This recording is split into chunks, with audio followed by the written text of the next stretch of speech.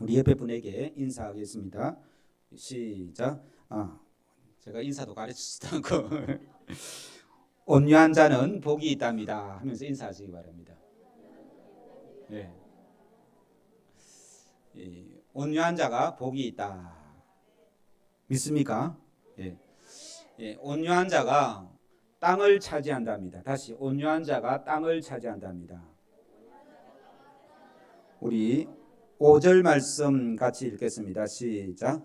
온유한 자는 복이 있나니 그들이 땅을 기업으로 받을 것임이요. 온유한 자가 복이 있기는 복이 있는데 어떤 복이 있다고요? 땅을 기업으로 받는다. 믿습니까? 예. 제가 믿습니까? 물어보니까 대답은 하는데 또 성경에 기록되어 있었으니까 믿기는 해야 되는데 사실 어떤 사람이 땅을 많이 차지합니까? 돈 많은 사람들, 또 LH 회사에 근무해가지고 사전 정보를 많이 갖고 있는 사람들은 자기 돈이 없어도 어떻게 합니까? 융자를 많이 내가지고 땅을 사는 게 요즘의 현실이죠, 그죠? 그러니까 예수님께서는 온유한 자가 땅을 많이 갖는다라고 했는데 오늘날의 현실은 그런 것 같지 않습니다.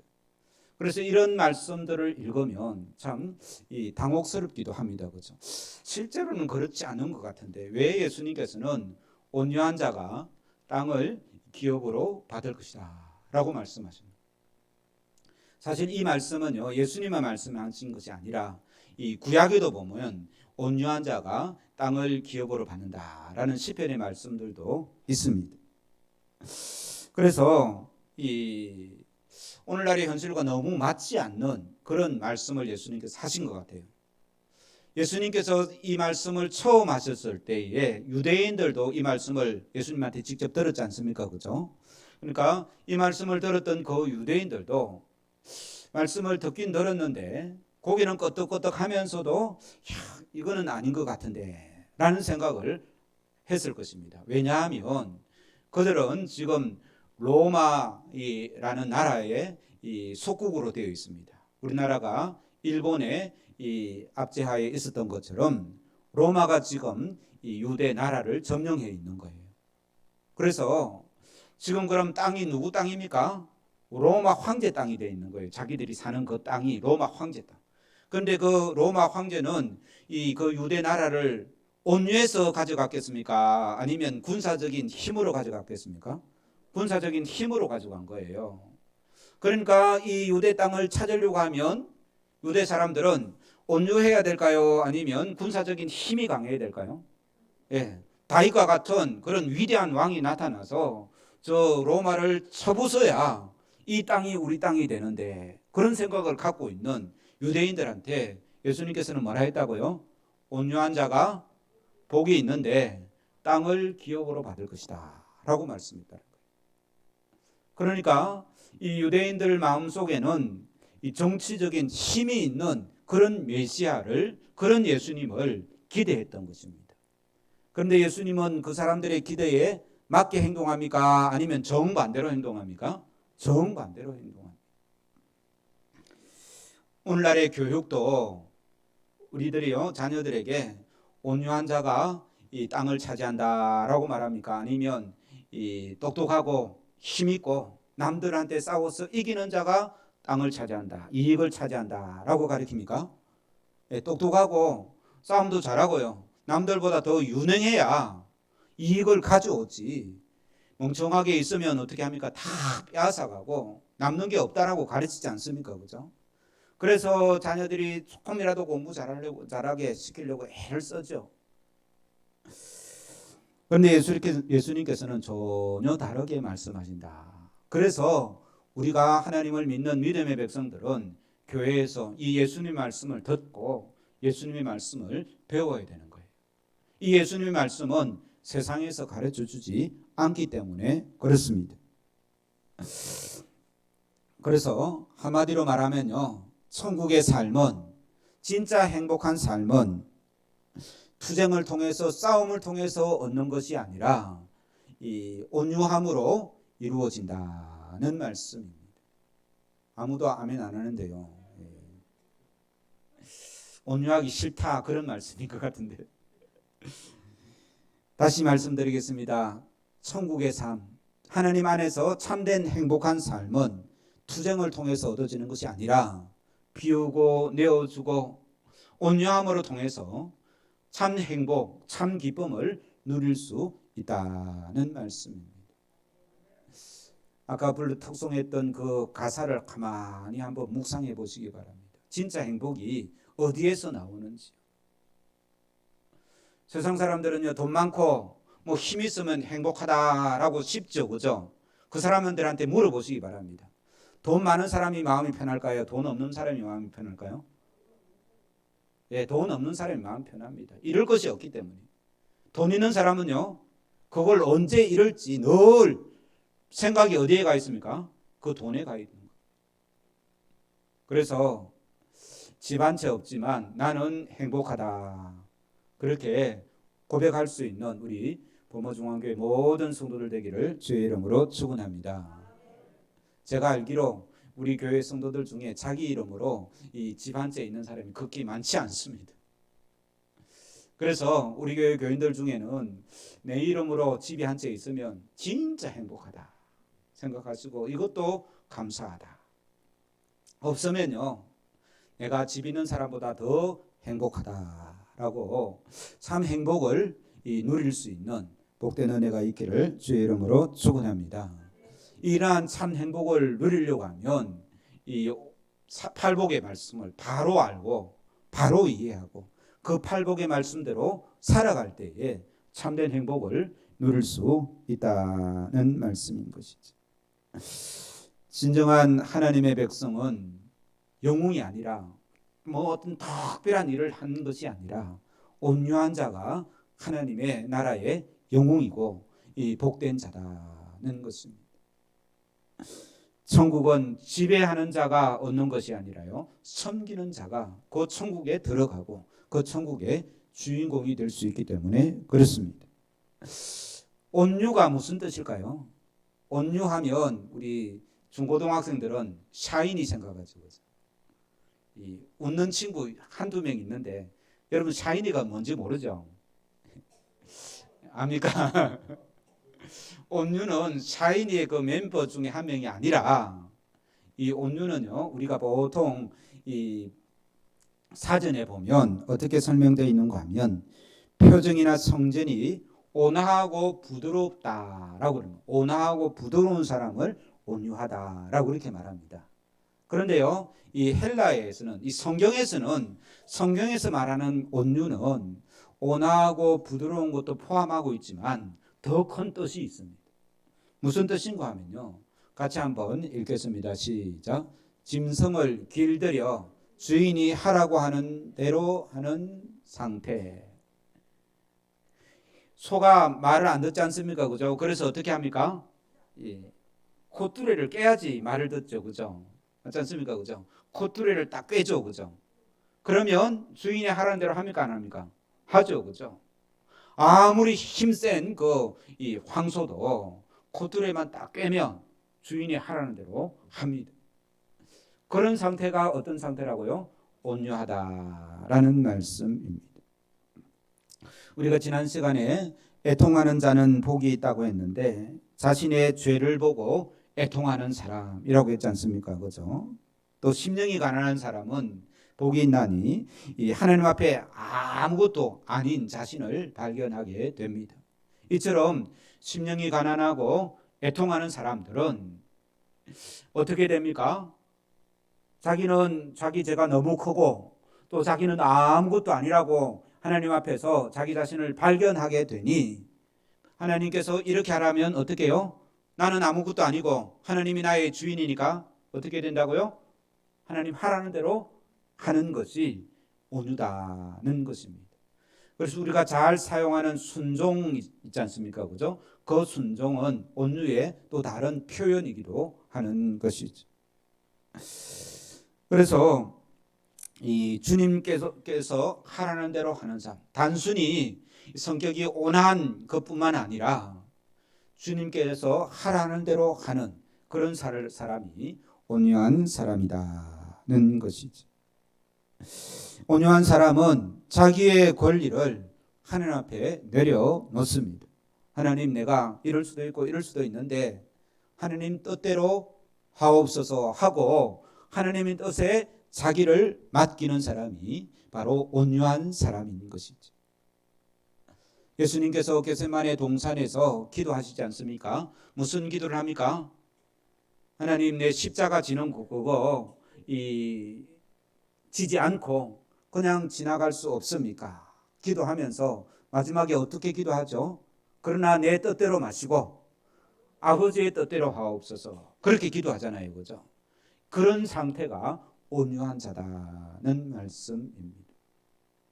그래서 단순히 성격이 조금 부드럽고 온화한 것이 아니라 하나님의 뜻대로 내가 쓰임받고 하나님의 뜻에 순종할 줄 아는 자가 온유한 자다라는 이 온유함의 정의를 우리가 먼저 알 필요가 있습니다. 그러므로 온유한 사람은 손해를 많이 보는 사람일까요? 아니면 이익을 많이 보는 사람일까요? 네, 손해를 많이 보게 됩니다. 내 뜻대로 이렇게 하면 내가 이익일 건데 하나님께서는요, 어떻게 하라고요? 섬기고 내어주라 하니까 억울하지만 억울해도 포기하고 내어줄 줄 알고 내가 참아줄 줄 아는 그런 사람이 온유한 사람이다는 말씀인 것이죠. 단순히 성질을 내지 않고 화를 내지 않는 사람이 온유한 사람이 아니라, 제가 아동부 때 오늘 설교했는데요, 예수님이 화를 내실까요? 안 내실까요? 예수님께서 화 잘 내십니다. 예수님께서 욕도 잘 하십니다. 그렇지 않습니까? 그죠? 그런 의미에서 보면 예수님은 온유한 사람이 아니죠. 그죠? 단순히 화 안 내고 부드럽기만 한 사람. 예수님은 그렇지 않습니다. 예수님께서요, 화 있을진자 하면서 얼마나 이 바리새인들과 서기관과 제사장들을 야단을 쳤습니까? 그죠? 그리고요, 이 제자들에게도 예수님께서 이 분을 내고 막 화를 내셨습니다. 어린아이들을 예수님께 가까이 오는 것을 방해한 그 제자들에게 예수님께서 굉장히 화를 내셨습니다. 그런 의미에서 어린이 주일을 맞아가지고 우리 교회에서 우리 아동부 또 중고등부 청년회까지 우리 성도들 이 교회 안에서 우리 청년들 다음 세대 친구들 만나면 절대 야단치거나 뭐라 하거나 화를 내서는 안 됩니다. 아시겠습니까? 예수님께서 가만 안 둡니다. 예수님께서 그런 제자들을 야단을 쳤다니까요. 그래서 진짜 나쁘게 행동해도 야단치지 마시고 누구한테 이야기해야 되겠습니까? 예? 저한테나 지도하는 선생님한테 이야기를 하세요. 그래서 야단칠 게 있으면 누가 야단을 쳐야 되겠습니까? 예, 선생님이 야단을 쳐야죠. 내가 어른이라고 함부로 야단쳤다가는요, 요즘 아이들요, 그 말 안 듣습니다. 그렇게 괜히 무한당하지 마시고 우리 교회 아이들한테는 뭐라고요? 무조건 예쁘다, 참 귀하다, 그렇게 칭찬만 해주시기 바랍니다. 그것이 예수님께 야단맞지 않는 좋은 방법입니다. 하여튼 예수님께서는 한성질 하셨습니다. 그럼에도 예수님을 온유하다라고 말할 수 있는 게 무엇입니까? 자기 자신의 뜻대로 하지 않고 하나님의 뜻대로 하려고 애를 썼기 때문에 그렇습니다.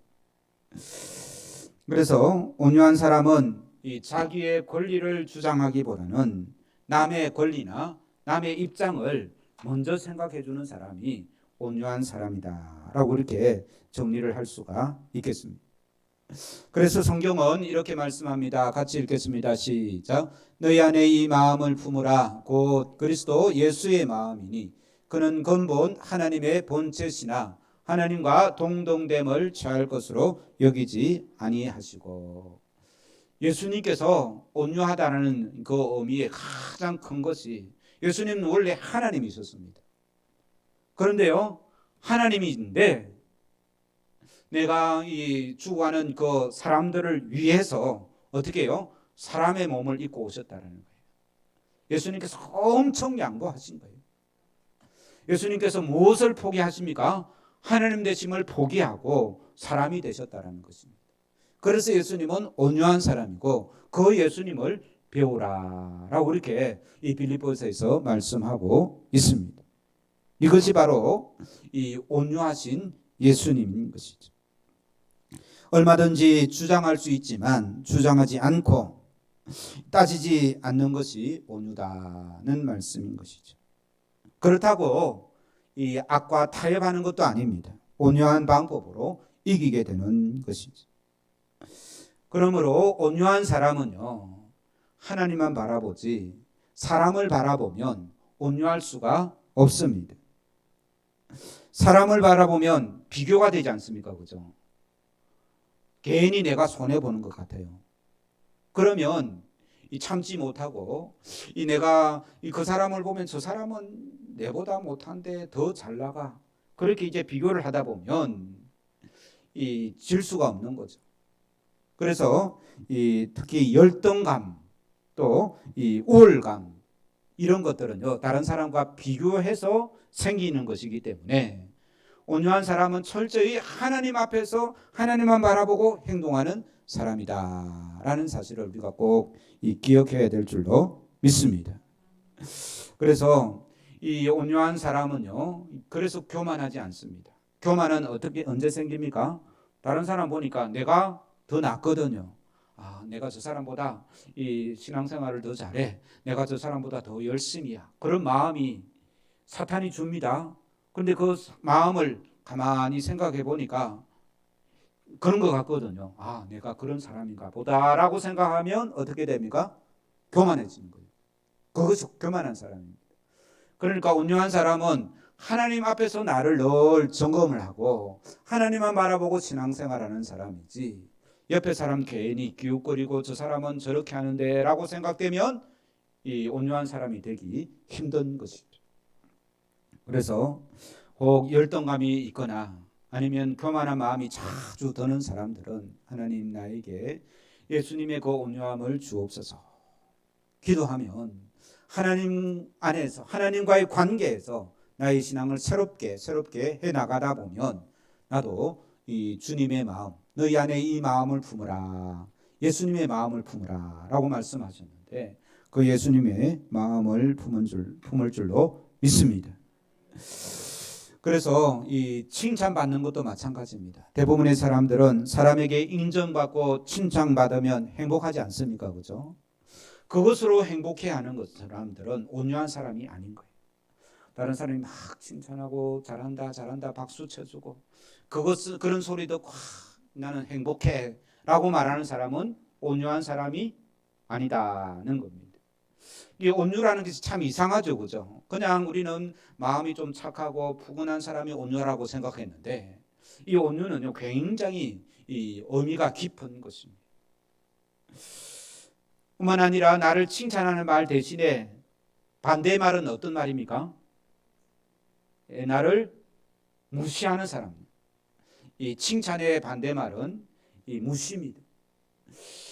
나를 무시하는 사람 보면 어떻습니까? 화나죠, 그죠? 막 화나죠, 그죠? 그런 사람은 온유한 사람이 못 됩니다. 왜냐하면 누구 말에 귀를 기울인단 말입니까? 하나님 앞에서는 하나님 나는 아무것도 아닙니다. 나는 죄인입니다. 죽을 놈입니다. 해놓고 다른 사람이 나를 무시하면요. 하나님 앞에서는 내가 죽을 놈입니다 했는데 다른 사람이 나를 죽을 놈입니다 하면 성질이 난다는 것은 내가 아직 죽었습니까? 안 죽었습니까? 아직 안 죽었습니다. 죽은 사람 옆에 있단 말입니다. 시체가 옆에 있는데 그 사람을 막 욕하면 그 사람이 성질을 내면서 일어납니까? 아무런 반응이 없죠. 그죠? 그렇지 않습니까? 온유한 사람은 어떤 사람인가 하면 하나님 앞에서 나는 이제 죽은 사람인 거예요. 애통한 마음, 내 죄가 너무 커서 하나님 앞에 눈물을 흘리고 이 회개 기도를 한 사람은 하나님 앞에 죽은 사람이에요. 그런데 누가 나를 무시하거나 나를 욕하면 발끈 화를 내는 것은 아직 덜 죽은 사람이죠. 그러니까 온유한 사람이 되지 못합니다. 예수님께서는요 자신을 욕하는 사람한테는 아무런 대꾸도 안 하고요 상대도 안 했습니다. 예수님이 화낸 것은요 자기를 무시하거나 이 욕을 해서 화낸 게 아닙니다. 하나님의 뜻을 막고 가로막고 있는 사람들, 특별히 하나님의 뜻을 가로막고 있는 사람들에게 예수님께서 화를 내셨죠. 자기를 욕한다고 화를 내신 게 아닙니다. 예수님께서는 자기를 십자가에 못 박는 사람들에게 화를 내셨습니까? 오히려 그들을 용서해달라고 기도했지 않습니까? 이것이 온유함이다는 말씀인 것입니다. 그래서 온유한 사람은 십자가에서 죽은 사람이다. 따라서 한번 해보시기 바랍니다. 온유한 사람은 십자가에서 죽은 사람이다.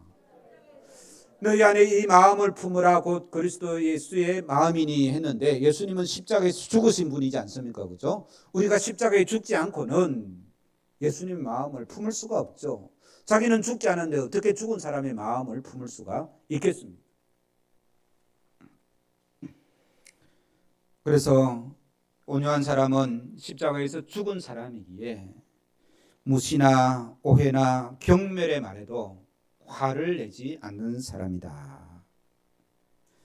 왜냐하면 온유한 사람은 모든 것을 하나님께 맡겼기 때문에 그 사람이 나를 오해해서 무시하고 비방한다 해서 기분 나쁠 것 없어요. 누가 문제입니까?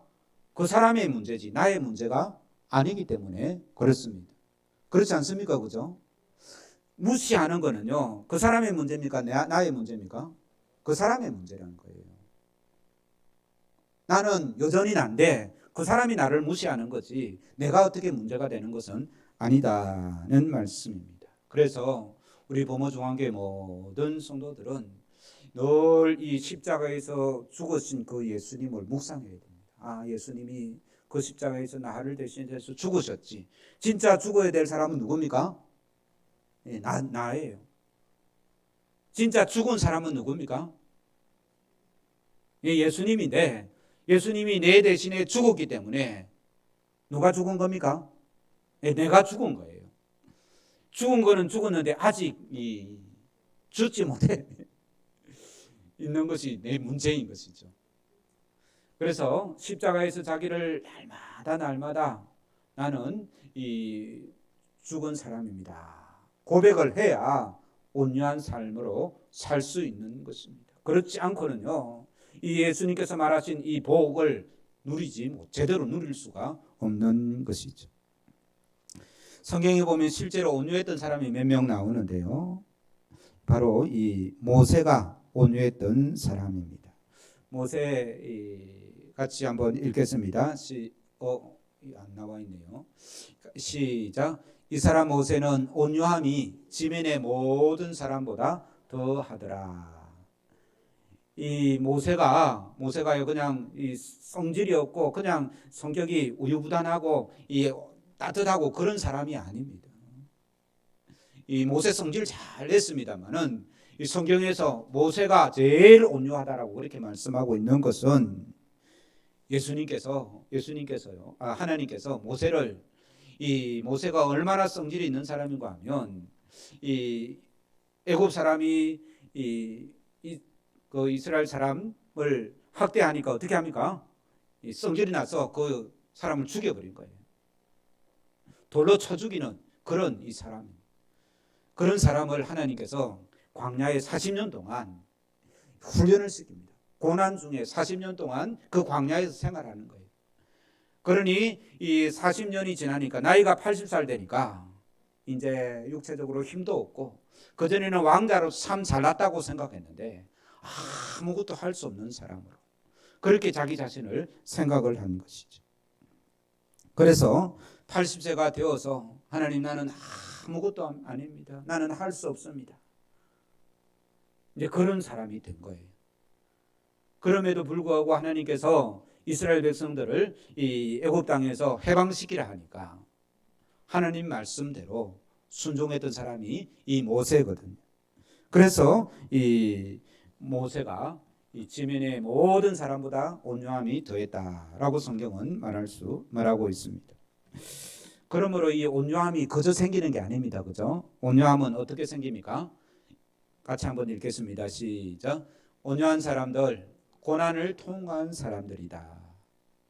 그래서 지금 참 알 수 없는 고난이 우리 삶에 이 닥쳐오는 분들 있지 않습니까? 지금 참 이 기도거리가 많고 힘들고 어려움을 당하는 성도들은 하나님께서 모세를 40년 동안 광야에서 훈련시키셨듯이 나를 어떤 사람으로 만들려고요? 온유한 사람으로 만들려고 나를 훈련시키시는구나. 그런 이 믿음을 갖기를 주의 이름으로 축원합니다.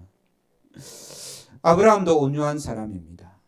이 아브라함은 하나님 말씀에 잘 순종을 했기에 온유한 사람이라는 것입니다. 그래서 조카 롯과 이 재산 때문에 다툴 때에 아브라함이 어떻게 말합니까? 네가 좌하면 나는 우하겠고 네가 우하면 나는 좌하리라 라고 이렇게 말하지 않습니까? 그렇죠?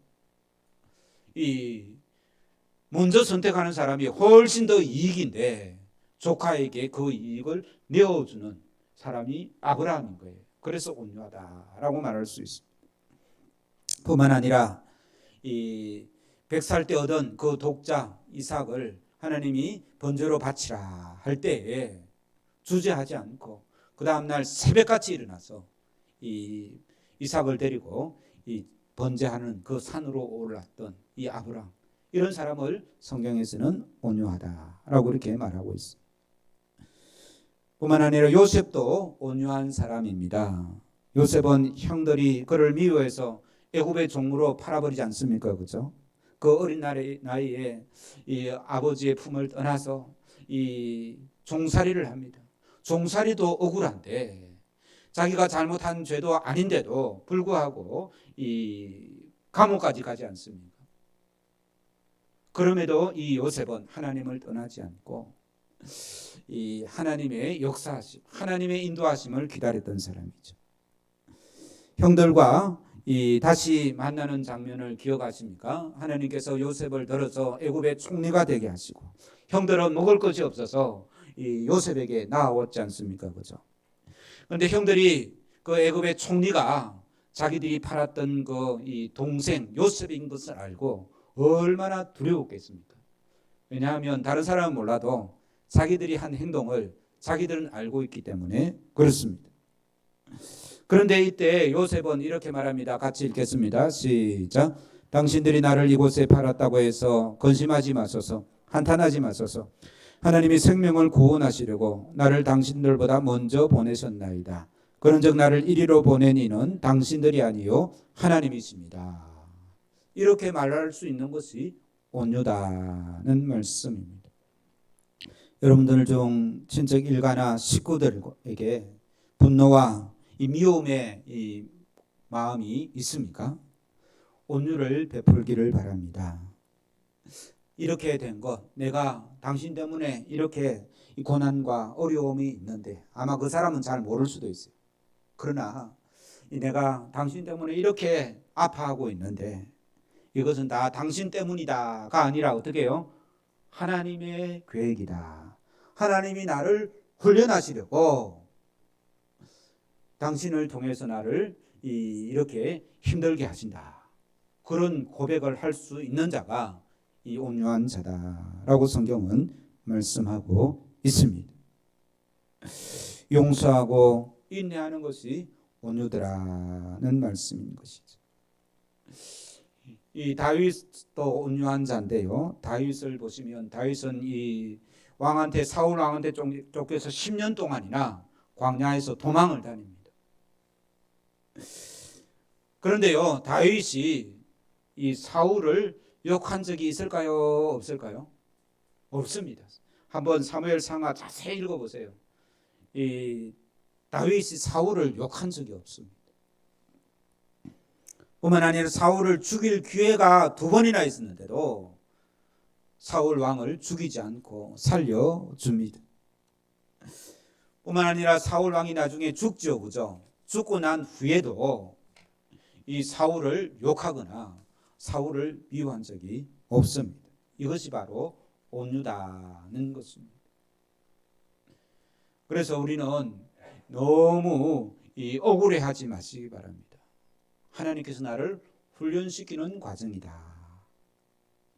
그 10년의 훈련을 다윗이 말합니다. 광야 10년 동안 쫓겨다니면서 늘 이 사울을 욕하고 사울에게 억울한 감정을 가지고 어떻게 하면 내가 저 사울을 죽일까 그런 악한 감정으로 늘 있었다면 아마 다윗은 하나님께서 왕으로 사용하지 않았을 것입니다. 그 광야 생활 동안 하나님만 바라보며 사울을 바라보는 것이 아니라 하나님만 바라보며 이 사울 왕은 내가 안 죽여도 하나님께서 알아서 하실 거야. 왜냐하면 하나님께서 그 왕을 기름 부어 세우셨으니 내가 상관할 바 아니야 하면서 하나님만 바라보았던 사람이 누구라고요? 다윗인 거예요. 이것이 온유더라는 것입니다. 오늘 말씀을 통해서 우리 모든 성도들이 온유하기를 주의 이름으로 축원합니다. 그래서 우리는 세 가지를 기억해야 됩니다. 첫 번째는요, 먼저 죽어야 됩니다. 내가 죽어야 돼요. 예수님의 십자가 밑에서 내가 죽어야 돼요. 그래서 자기 자신을 부인하는 훈련이 필요합니다. 하나님, 나는 아닙니다. 나는 못났습니다. 나는 죄인입니다. 내가 죽이지 않고는 내 자아가 늘 살아있기 때문에 온유하기가 쉽지 않다는 것입니다. 자기가 살아있으면 언젠가는 그 교만이 머리를 들고 올라옵니다. 열등의식과 우울감에서 해방을 받는 일은 내가 십자가 앞에서 나를 죽이는 일인 것이죠. 마음의 상처도 치료받아야 됩니다. 그 치료받지 않는 그 마음의 상처가 우울감과 열등감 속에서 늘 나를 괴롭히기 때문에 그렇습니다. 두 번째는 더 실제적인 건데요. 같이 읽겠습니다. 시작. 예, 자랑하지 맙시다. 내가 누군데, 내가 어떤 사람인데, 내가 신앙생활을 몇 년 했는데, 내가 어느 대학을 나왔는데. 제가 장로님 어떤 분을 만났는데요. 만나자마자 몇 마디 안 했는데 자기가 서울대학, 그 장로님이니까 저보다 한 10살 정도 더 많습니다. 그때 서울대학 나온 사람은 대단한 사람이거든요. 만난 지 얼마 안 처음 만나가지고 서로 소개하고 뭐 잠깐 그랬는데 자기가 이 서울대학 나왔다고 막 자랑을 하더라고요. 우리는 그 장로님처럼 자랑 안 하는 줄 압니까? 그분은 그래도 서울대학이나 나왔으니 그런 자랑을 하죠. 우리는 자랑할 것도 진짜 별로 없는데도 자기가 잘났다고, 자기가 신앙생활을 잘한다고 얼마나 자랑합니까? 자랑하지 않는, 자랑을 하려면 무엇을 자랑해야 됩니까? 예수님의 십자가를 자랑하라고 성경 말씀하고 있습니다. 내가 누군데라며 자기를 내세우고 자랑하면 온유는 사라집니다. 교회 안에서도요, 예배 시간에 예배 자리에 늘 내가 앉던 자리에 누가 앉아 있으면 어떤 마음이 듭니까? 예? 내 자리인데. 내 자리가 어디 있습니까? 내 자리가. 예, 앉으면 내 자리. 그런 생각 굉장히 온유하지 못한 생각입니다. 아시겠습니까? 그래서 이 온유를 더 깊게 생각하면요, 엄청난 은혜가 있는 거예요. 두 번째가 뭐라고요? 내 자랑을 하지 맙시다. 죽었는데 내 자랑할 필요가 없죠. 아직 안 죽으니 내 자랑을 하는 거죠. 세 번째는요, 온유하신 예수님을 자주 바라보아야 됩니다. 예수님의 십자가 앞에 늘 내 자신을 내어놓아야 돼요. 새벽 예배에 와가지고 또 기도하는 자리에 교회 와서 더 기도하는, 그거 얼마나 복된 일인지 알 수 없습니다. 기도할 때요, 이렇게 해달라 저렇게 해달라 기도보다도 늘 내 자신을 십자가 앞에 내려놓는 그런 기도, 그런 기도가 우리를 온유하신 예수님을 바라보게 하고 온유하신 예수님을 닮게 하시는 것이죠. 베드로전서 2장 22절 같이 읽겠습니다. 시작. 그는 죄를 범하지 아니하시고 그 입에 거짓도 없으시며 욕을 당하시되 맞대어 욕하지 아니하시고 고난을 당하시되 위협하지 아니하시고 오직 공의로 심판하시는 이에게 부탁하시며. 이게 예수님의 온유하신 모습이더라는 것입니다. 예수님은 십자가에서 죽지 않고 천군 천사를 동원해서 기적을 베풀 수도 있겠습니까? 없겠습니까? 있습니다만은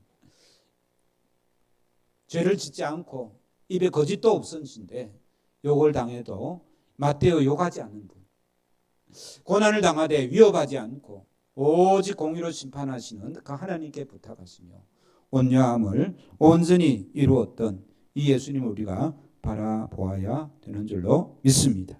이것이 온유입니다. 할 수 있지만 하지 않고 손해 보셨던 그 예수님. 분모를 내뿜을 수 있지만 기다리고 참고 이해하고 용서하는 것이 온유다라는 것입니다.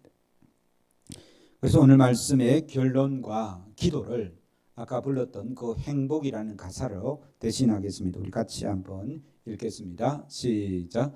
화려하지 아니하도 정결하게 사는 삶, 가진 것이 없어도 감사하며 사는 삶. 다른 사람하고 비교하면요, 이 화려하지 않고 가진 것 없는 것이 불평과 불만이 되지만 하나님 안에서 하나님만 바라보면 화려하지 않아도 정결하게 사는 사람이 행복이고 복된 줄로 믿기에 그것이 더 귀하다. 가진 것이 없어도 감사를 할 줄 알기 때문에 그것이 복된 삶이다. 이런 고백인 거예요. 이것이 온유한 사람의 특징인 것입니다. 다음요. 하나 더 있는데 예.